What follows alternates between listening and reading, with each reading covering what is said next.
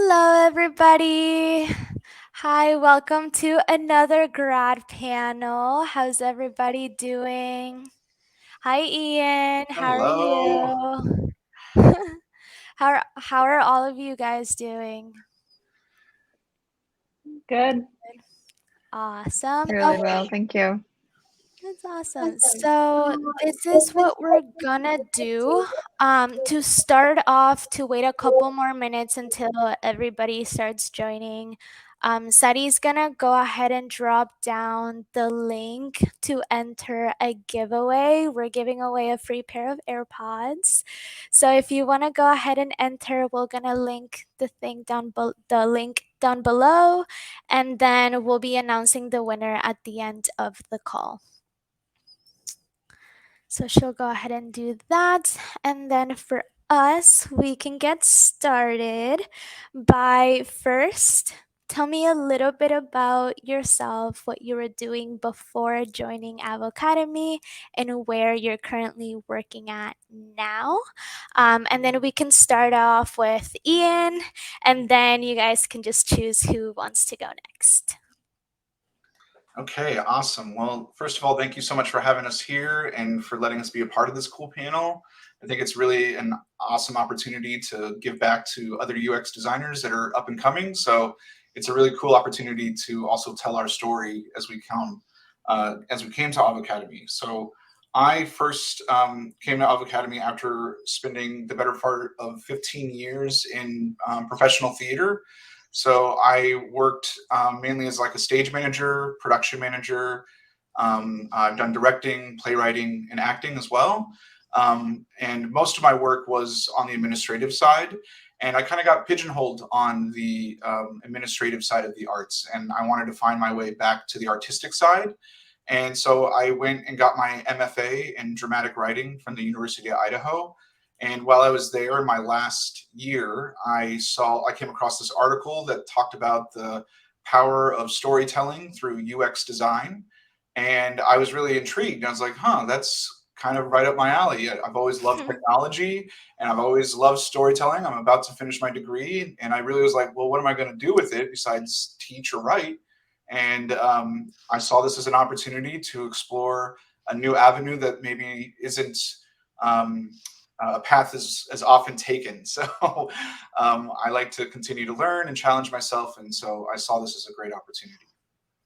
That's And amazing. yeah, I'll hand it over to Zoe. Thank you. So before Avocademy, I was working mostly in the healthcare industry, both as a behavior technician. So I worked with children who were on the autism spectrum.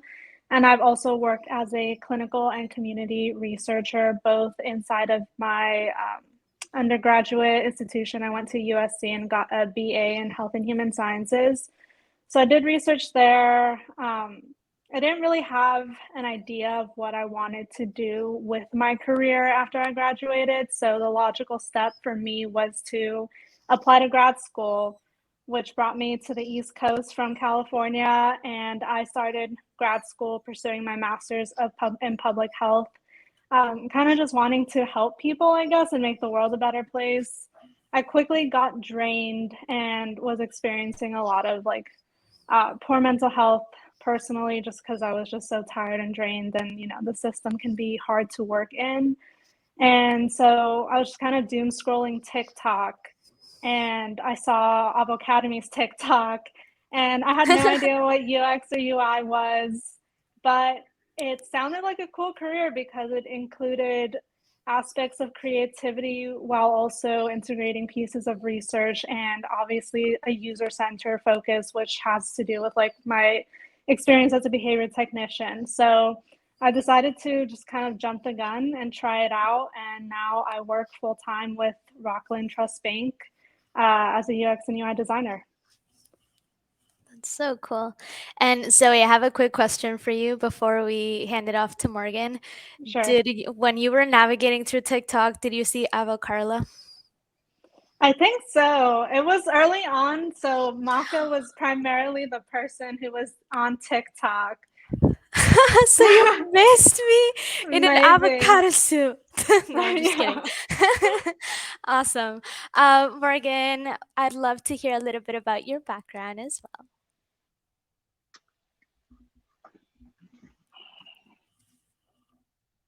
Um, Sorry, I'm just there's a bit of a delay on my end.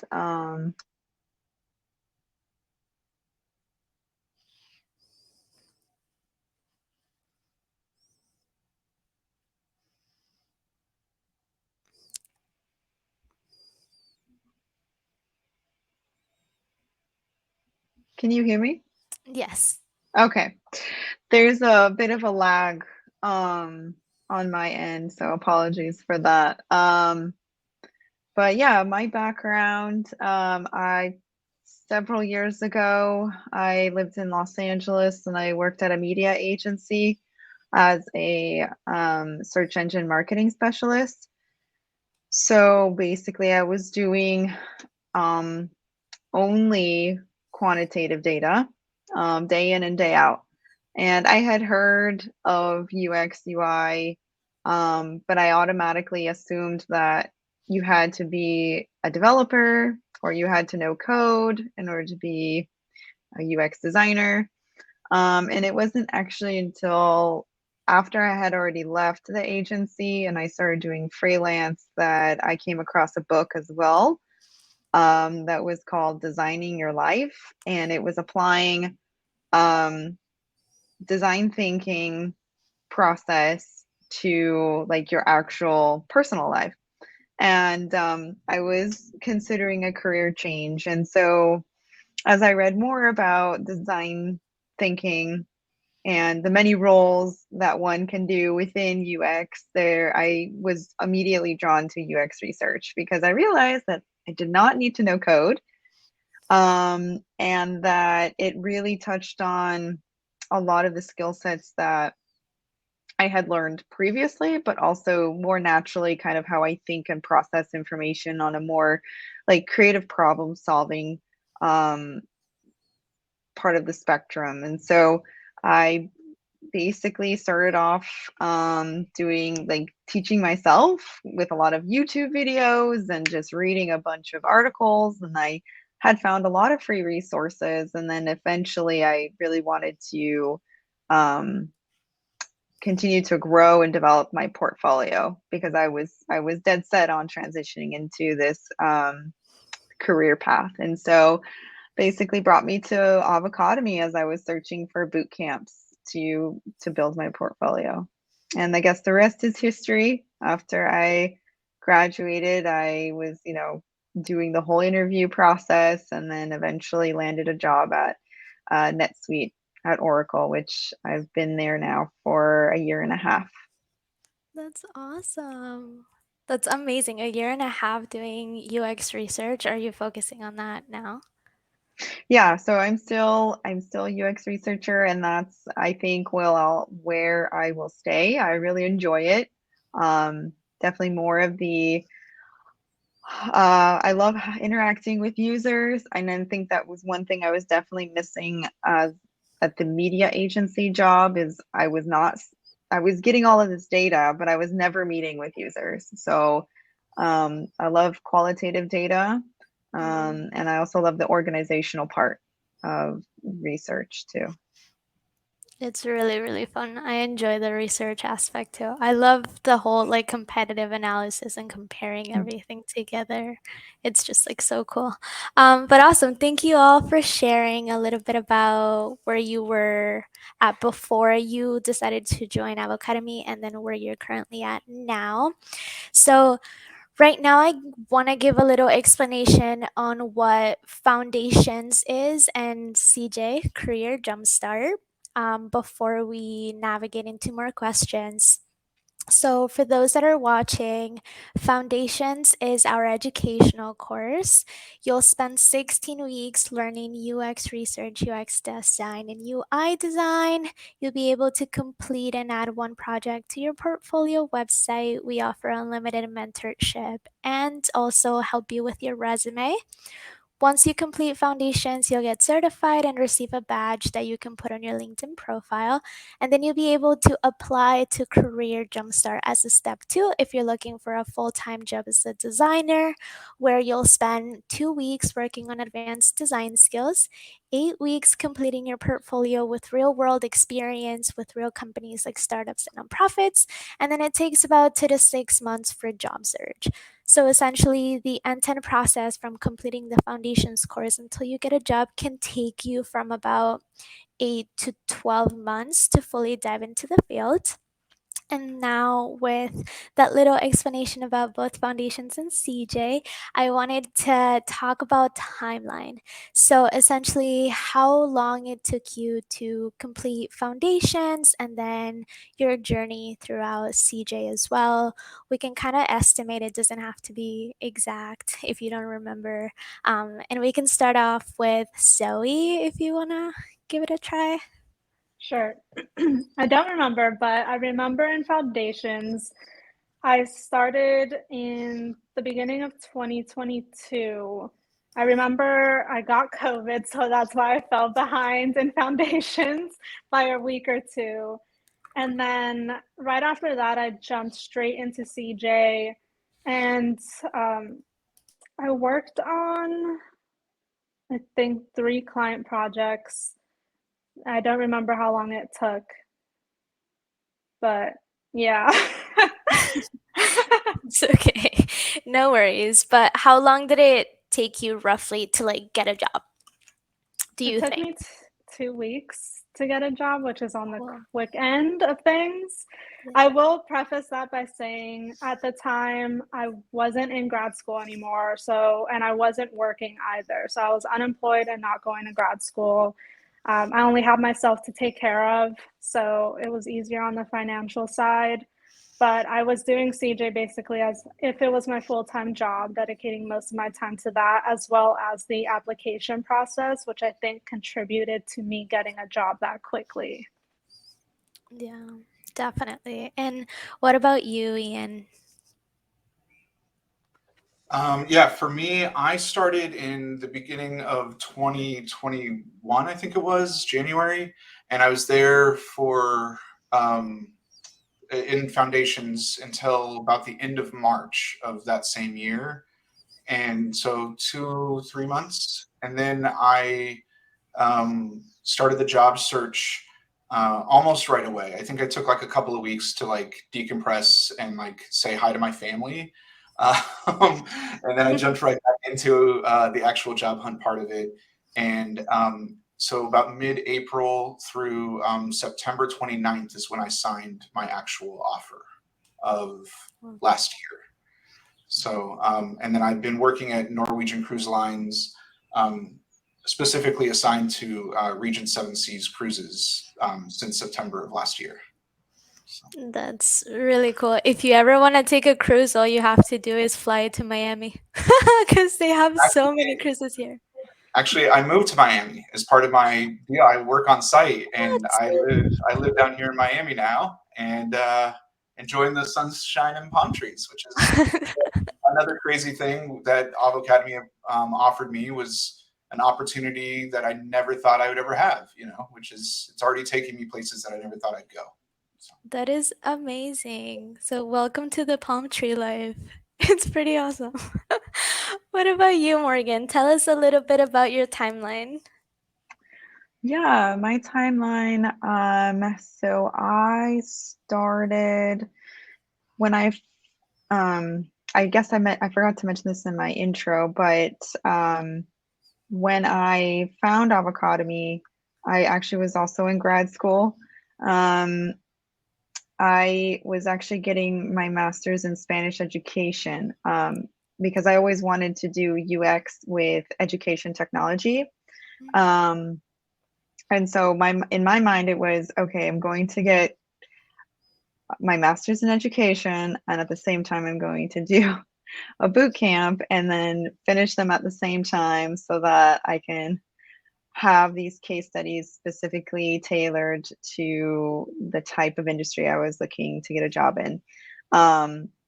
And so I started Avocademy in February of 2021, and I finished probably, I would say, the end of May. Granted, before I started Avocademy, I had already worked on a case study, and this was I was based off of my self-taught like courses, and also some people that I had reached out to and were willing to critique my one case study. And this was really more of an experiment to kind of understand better and apply the principles. And then I realized I need to add more case studies. So that was the main reason for doing Avocademy, even though I already had started with a good foundation of a lot of the terminology and a lot of the methods. This was really just strengthening those skill sets and getting more opportunities to add case studies to my portfolio. I also ended up using my capstone project from my graduate program as one of my case studies. So in total, I had 3 case studies by the time that I started applying in May of 2021. And for me, I definitely was more on the longer tail of the end of how long it took before I actually got a job offer. It took me 5 months before I was given an offer. And so I know that's probably not the average then.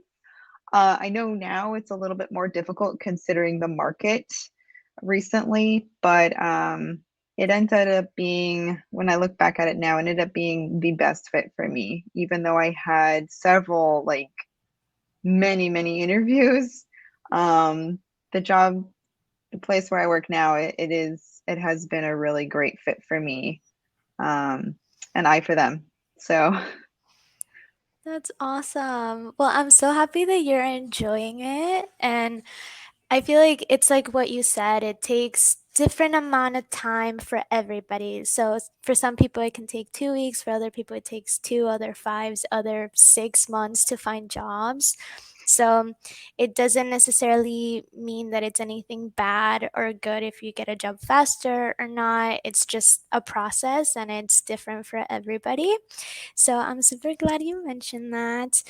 We do have a couple questions for those that are watching. If you want to ask more questions in the comments below so we can get all of those answered for you.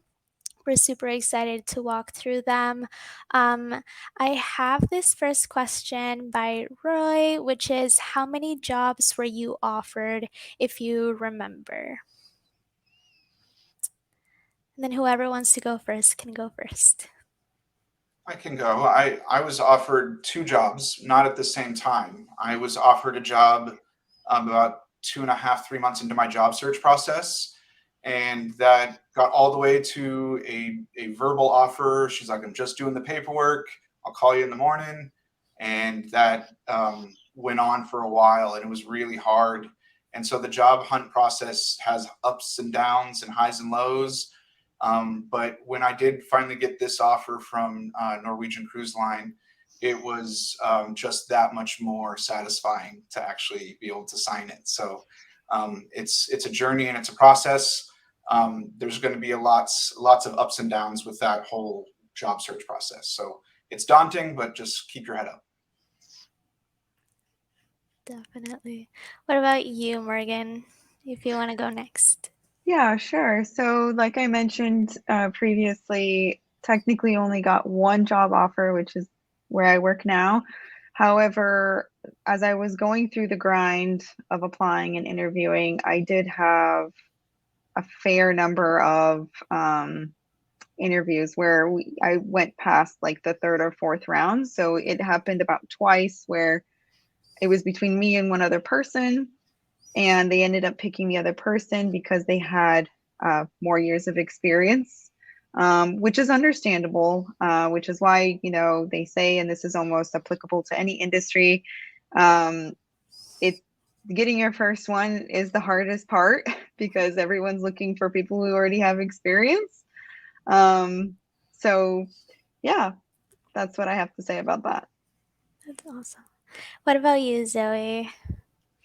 I also just got one offer out of hundreds of applications and double-digit number of interviews. But I love my company. I'm so happy where I am. So that one offer is really just a blessing to me. Was worth it. It just Hmm. takes that one. Awesome. Well, thank you for sharing. I have another right here that I know, Ian, that you already mentioned about where you reside, but it talks about what states y'all reside in and what was the demand for UX and UI designers there, if you have any like experience with that. I know that here you get to apply anywhere in the US. So, and then Zoe, if you want to go first, since you were the Sure. last one. Yeah. I currently reside in Massachusetts, specifically in Boston, and this place is a tech hub. So there are jobs for everybody in the tech industry, including UX and UI. And the company I work for is based in Massachusetts. So um, that is what it is. I think the demand here will stay pretty high, given that there's a lot of college campuses, a lot of startup companies. So they're always looking for talent. I do work remotely, though. Oh, I was gonna ask you that if you work remotely or hybrid or in person. So that's cool. Awesome. What about you, Ian? Um, I live in Miami, Florida, and Miami is, as most people probably know, is like a tech hub and startup paradise. I mean, there's so many companies here. I get LinkedIn hit ups all the time for stuff like that, and just because they see that I'm here, and but it's usually like people wanting free work. Hey, work for my startup for like a week, and we'll give you a free subscription or whatever. So anyway, that there are a lot of companies here. There's a lot of work here, so it's a good place to be, definitely. Yeah, Miami is pretty awesome. And it's been growing a lot within tech too. Before it was a lot of finance, businesses. Now it's like super tech driven as well. Thank you for sharing. What about you, Morgan? So I also work remotely.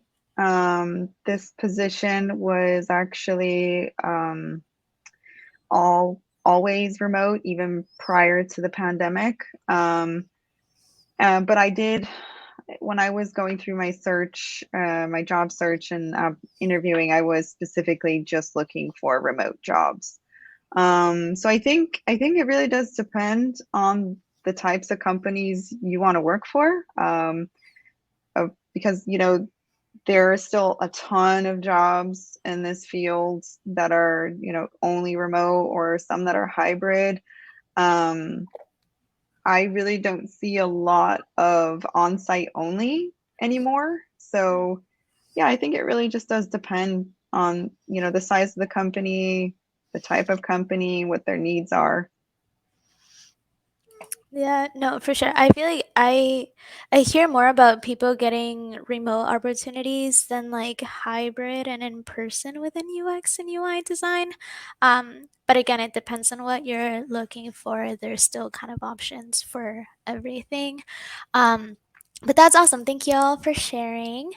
Alrighty, so this is the next question. What do you all find is the most important quality to have for your positions? And whoever wants to go first can go first. I'll go first. So the first thing that comes to mind are actually soft skills.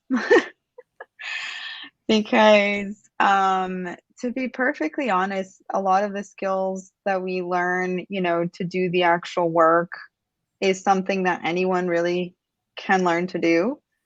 Mm. But when it comes to working with a team, um, there are specific skills that do make you successful. So from what I've seen uh, within my own team and company is having the mentality to be very collaborative, and I would also say taking the initiative. So instead of waiting and being told what to do, even if some projects might seem overwhelming. For the most part, I feel like in this field, a lot of people are not expecting you to know all of the answers. So just being willing to, initiate, ask questions, to get things, going. Because sometimes I do find that when you're working with teams of all different sizes and cross-functionally, a lot of processes um, either get bottlenecked or they slow down. And I think in a lot of ways, researchers and designers have the skill set and ability to get things up and running again because we are most of the time we do focus on efficiency, right? Because we're trying to make a more efficient and successful product or service. And so oftentimes that's also needed even within like your own company and internally with teams. So I think that's a very important skill to have. Yeah, no, I agree with you 100%. I think soft skills is what differentiates you as a designer.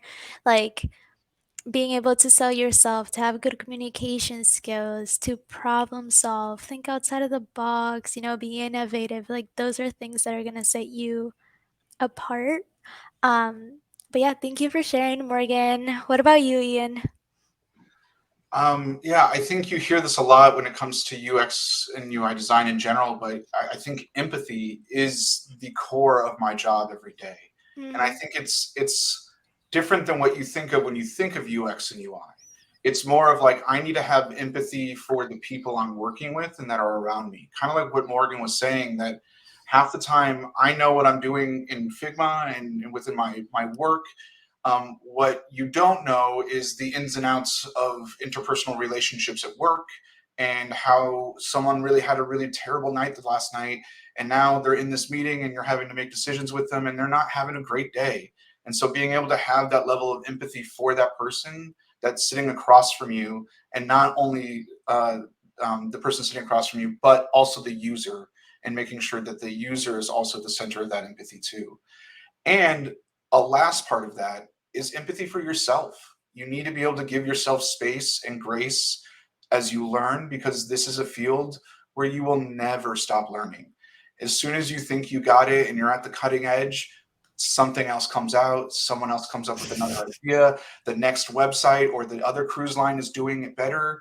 And so you have to find a way to constantly learn and be okay with the learning process. And so having empathy for yourself as well and understanding that it is just a giant process is the biggest piece of advice I could give, and also the biggest thing I use in my job every day. I love that.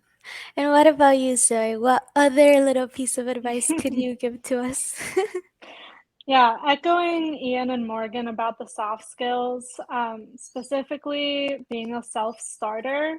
I work as the sole UX and UI designer for my company, and I'm also the first designer in my company. So they have a full website and a full running business, and I started the job there, starting to include elements of UX and research and design strategy to make our website better. So as a self-starter, doing that all on your own, echoing Ian's comments about continuously learning, because the bank industry is a big industry. Things are always changing within banks as well. So being able to manage yourself, being able to learn like specific jargon that's used within your industry. I knew nothing about banking. I had to learn some things to be able to design within our website and communicate with our users. So yeah, having that curiosity and being able to manage yourself as well as manage other stakeholders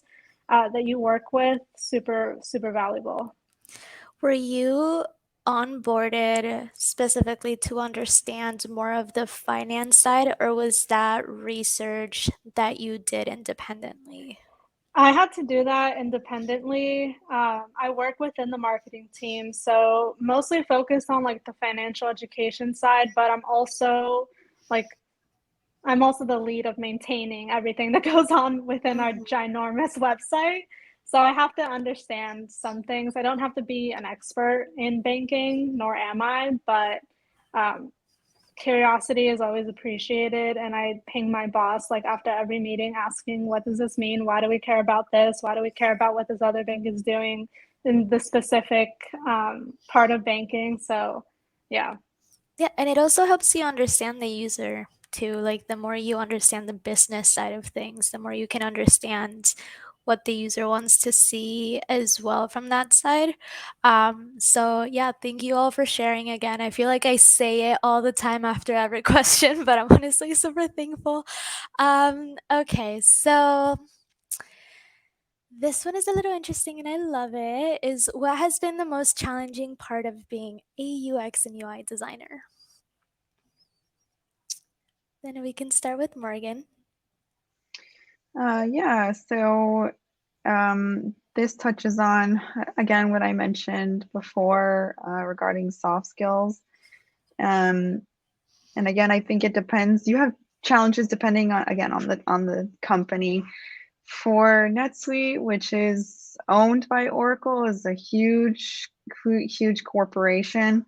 So there are a lot of things that they have set in place for how processes are currently working, especially when it comes to research. There's a lot of, just steps, and some might seem bureaucratic.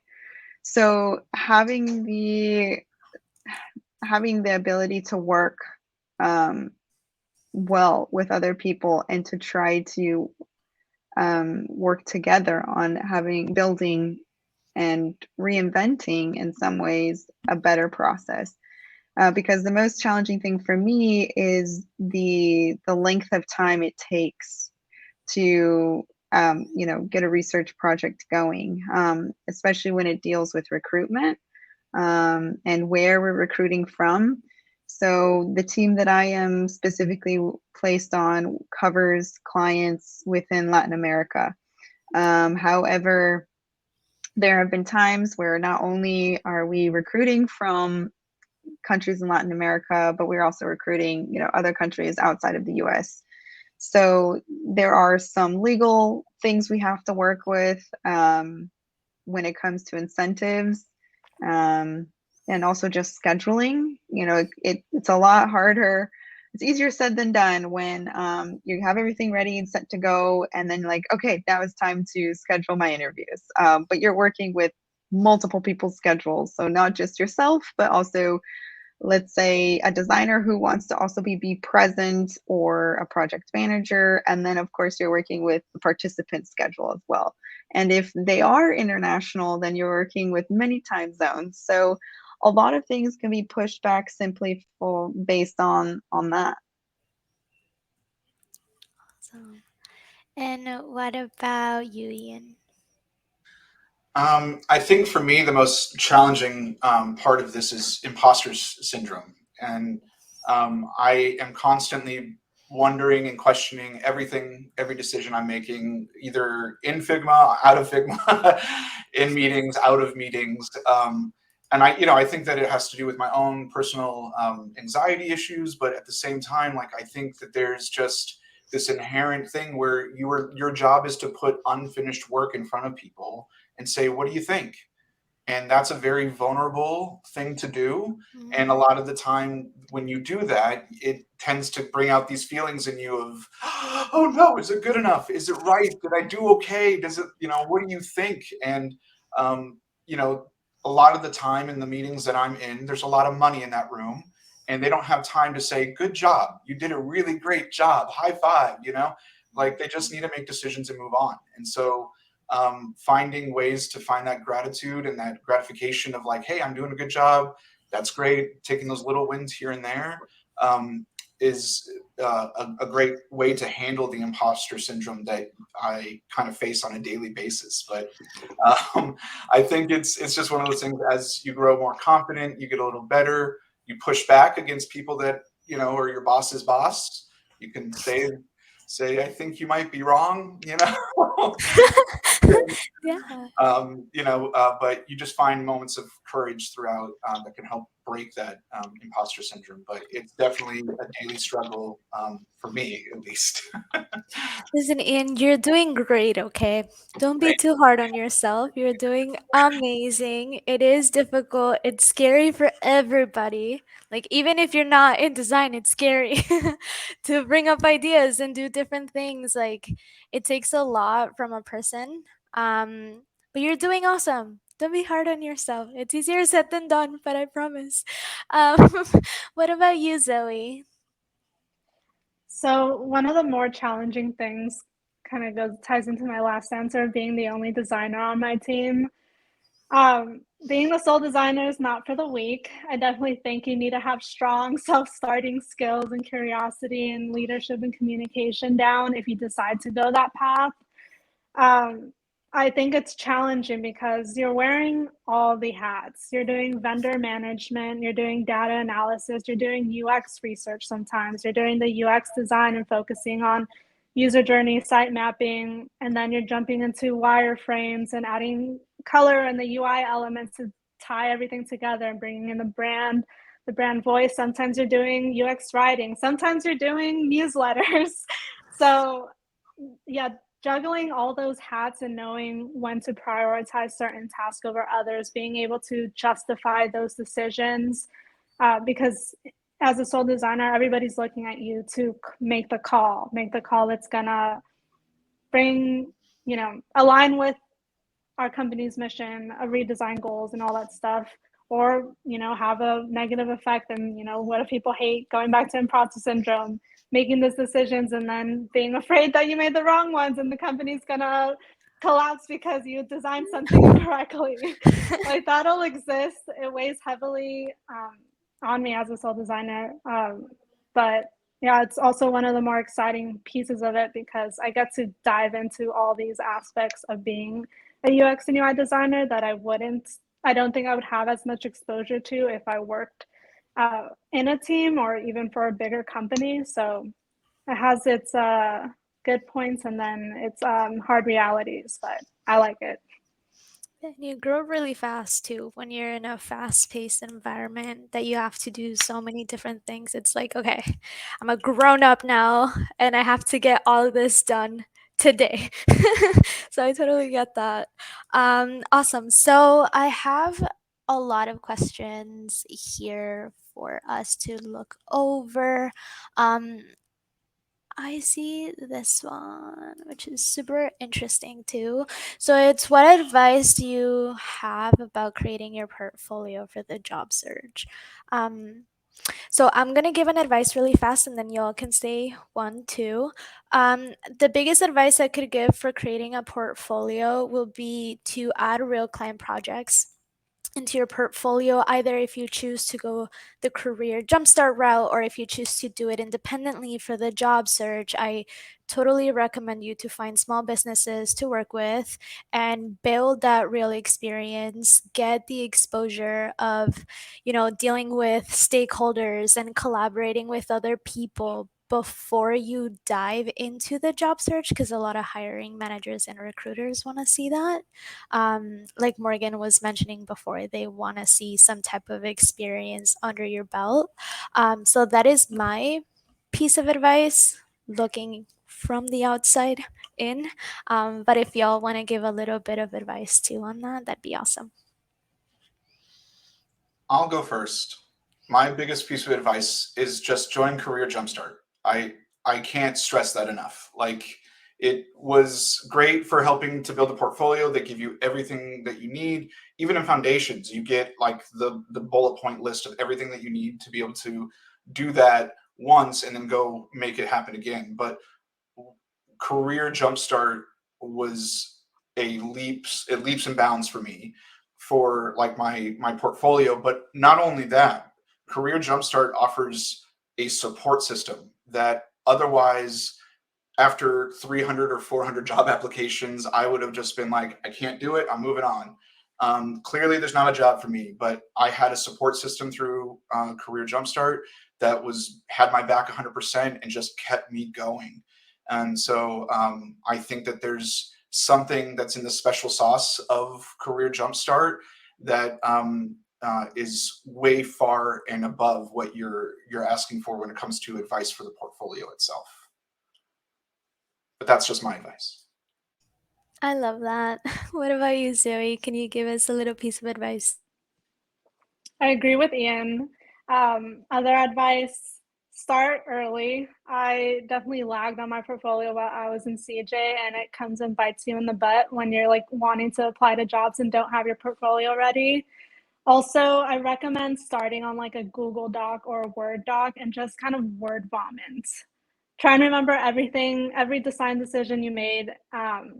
Also recommend making a portfolio or making this Word doc while you're making your design as well, so that the ideas stay fresh in your mind and you're able to write your whys, because that's really what recruiters and other designers who are hiring want to see. They want to know that your reasoning behind everything. So starting with that, start on a Google Doc or a Word doc, word vomit, and then just edit it as you go on to make it sound nice and concise, and then throw it on the portfolio with all the pictures and whatever, make it pretty. Yeah, that's my advice. Thank you. And what about you, Morgan? Yeah, so I didn't have an opportunity to do Career Jumpstart, but I do also agree that it's definitely for your own benefit. There's a lot that you can get out of that and practice as well. And if for whatever reason you are not able to do Career Jumpstart, or in addition to doing that, I would just suggest offering up free services to either startups or to nonprofits.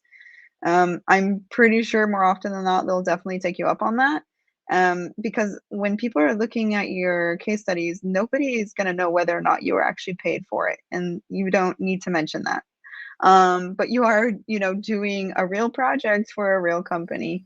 In addition to that, as a UX researcher, it was really key for me as I was going through foundations, even though it is more heavily focused, well, at the time, it was more heavily focused on UX design.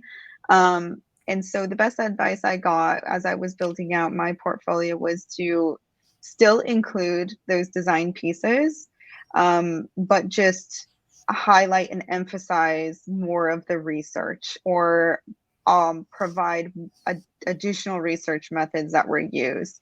And the reason being is because even though as a UX researcher, I rarely do wireframes or prototypes, it's still important for recruiters and also hiring managers to, when they get a chance to see your case studies, that they know and have confidence that this person understands the process from beginning to end. And that's depicted in a complete case study. So even though if you just want to be a UX researcher, or in the other case, if you just want to be a designer, it's still really important to have a very solid case study that displays both sides. Yeah. Thank you all so much for all of those answers again. Okay, so let's do a little bit of rapid fire. I have like about 5, 6 questions before we get to some advice and the giveaway. So let's try to answer these pretty fast already. So this is the first one. How is it working remotely? I've never worked remotely before, but I'm interested in doing so. So you can say in like if you like it, if you don't like it, in a couple Oh, seconds. I So love one it. was, It's the best thing. I feel I like once also you love go it. remote, you can never go Yeah. back. What Yeah, about you? exactly. Ian, you work in person, but what do you prefer? I don't know. I don't know what I prefer. Right now, I'm in person, but I work from home on Fridays, and that's really nice. Like to kind of have that hybrid Friday day, so weeks feel a little shorter. So Hybrids is also really good because you get to collaborate with people, but you also get your own time at home to work on your things too. So I enjoy hybrid as well. Okay, awesome. Next one. What are your hours like? I'm guessing all full time. Yeah. exactly 40 hours a week, no more, no less. Alrighty. What about you, Morgan? 40 hours a week?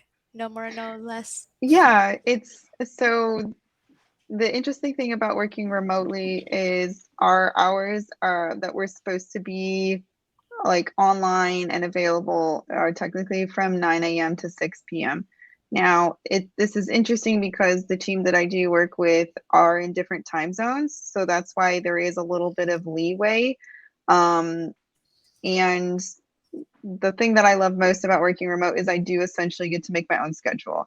So if for whatever reason, like meetings work best for you and the other members that need to be part of those meetings in the morning, you can kind of just, you know, hash them all out in the morning, or if it's in the afternoon, vice versa. So those are kind of just the comment I have about the working hours. In my case, they seem a little bit more flexible, if that makes sense. Yeah, no, definitely. Oh, the little doggy. Sorry, I get distracted. This is What about Oreo. you? Oh, she's so cute. What about you, Zoe? So, what are your work hours like? 40 hours? 40 hours. I get to leave work early on Fridays, and I also have a flexible work schedule. So, yeah, if I want to change my schedule, I can, which is awesome. We love to see it. Alrighty, next question. Is the Avocademy course recognized in other countries? Do you usually have students that are not from the US? I'll answer this really fast. So, yes, we have students that join the foundations course from all over the world, and we also have CJ International, which is Career Jumpstart International. Now, when I when you say Avocademy being recognized outside of the US, it's not so much about the recognition of a boot camp that's gonna get you a job. It's more of your portfolio. So, for example, some people think that, oh, because I have a certificate from, I don't know, Harvard, that I'm gonna get a job. It's not so much about the certificate of in itself, it's about your portfolio and how you navigate through the interview process, um, and you sell yourself as a designer. Now, next question. Sorry, it gives me anxiety to go through these so fast. Any advice on utilizing the Avocademy mentors efficiently? Use them. Yeah, schedule mentor sessions early and often. That was one of the mistakes I made early in foundations, is that I'd be like, oh, well, I'm bothering them. I don't really have any questions. But then the second I'd get into one of those sessions, I had a million questions and I never wanted to get off the line with them. So I would just schedule a lot of sessions early and often. I don't know what the rules are now, but just whatever they are, follow them. And then schedule early and often. Yeah. What about you, Zoe? I agree.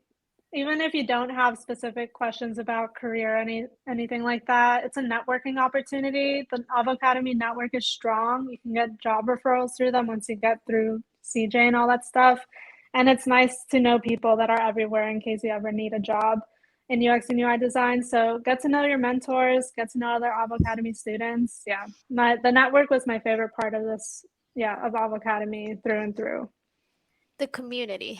And what about you, Morgan? Yeah, I would definitely second that. Like, take as much time or advantage as you can talking to mentors. And even if it outside of Avocademy, if there's people that you just so happen to network with through LinkedIn or other, like, there's actually a lot of UX mentors out there who work professionally. I actually just put one in the comments. It's called ADP List. I actually also scheduled a lot of sessions with mentors from there because I specifically also searched for mentors who worked in an industry that I wanted to work in. So it can definitely help you and even more like detail specific of like where you want your career to head or what you would like to do. That's awesome. Do you have to pay for an ADP list? No, Just in case it's anybody's wondering. yeah, no, it's absolutely free. That's awesome. Alrighty, so I have one last question, which is pretty much like giving advice. So that question is going to be any advice for people who want to change careers into UX and UI design? And then as we do that, we'll be announcing who the winner of the giveaway is. So Sadi is going to be putting all of the names in this little roulette thingy, and then we'll figure out who won the AirPods. So yeah, Zoe, if you want to go first. Sure. My advice for career switching into UX and UI design is if you've thought about it and it's something that you're strongly considering, just do it. Um, yeah, it's doable. And I think the career, I mean, from my experience, I freaking love what I do. I'm so glad that I took the leap. It was very scary. I thought about it for like a couple months before I actually did it. Talk to people about it, talk to the Avocademy staff about it, talk to Avocademy students about it, really figure out if it's right for you. But I highly recommend if you're interested, just do it. Who wants to go next? I'll go next. Yeah, I think you have to kind of take a leap of faith for sure. But at the same time, do your due diligence, research as much as you can online. There's tons of information out there. Talk with people, you know, and just start taking those preliminary steps, right? Because sometimes we don't often know what's really right for us, unless we're like doing it. So, but if you are determined to stay on this course, then the best thing I could say is just follow through, because like I mentioned in the beginning, especially if this is like going to be your first job in UX, that's really the only real hump, is just getting that first job. And so you do kind of have to work with discouragement if you don't get a job offer within the first week or two. It might take a few months, but I guarantee you, with diligence and determination, you will get there. You will get the job, and then you will thank yourself for it. I agree. It's all about the amount of effort that you put in and having love for it too. Like, even if you don't know what it is, try to like do research on it. After you do research on it, rip off the bandage. And with that being said, I'm not saying like go only to to Avocademy. Like, you can go to any other boot camp out there. There's so many different resources. For me, obviously, Avocademy was a great tool. But rip off the bandage and start the process for you and see if it's for you. We have a free intro course as well that if you email me or book a Zoom call with me, I'll send you the link to join it. And then Ian, last but not least, let's hear your little bit of advice. Yeah. So my bit of advice is just keep going. There's going to be parts where you're head in your hands and frustrated or hitting a blocker, and this could be years after you're done with the boot camp and into your whole new career, and you're going to be frustrated because you're like, I thought I knew this, I thought I knew how to do it, and you're going to push through that blocker, and you're going to be better for it, and you're going to learn and grow and keep continuing to move forward in that way. And so I think for me, the biggest piece of advice is just push through the roadblocks. It's going to be hard. It might even take a couple of days to really get through it, but you will, and you'll be better for it on the other end. So that's my biggest piece of advice. Well, I want to thank you all, honestly, for giving advice. I know that sometimes people need to hear it, especially from professionals in the field. So, thank you for joining me today. We announced the winner in the chat below. So, it's Michelle Smith. You won. So, contact Sadi, contact study at avocademy.com, and she'll send you the next steps for that. Also, I see that we have a couple more questions left. So if you want to book a Zoom call with me, or our team as career advisors, feel free to do so. We'll send you the link down below so we can have those one-on-ones and answer all of your questions. But again, thank you all for joining. We might have to stay for a couple more seconds left for the recording to fully upload, but I don't know how that's gonna work. Yeah? Okay. Okay, Sadie's saying that we can stay by. Sorry about that. Well, it was lovely chatting with all of you. Thank you for joining. Yeah, thank Bye. you. Thank you, Bye. everyone. Thank you. Bye. Thank you so much. Bye, everybody.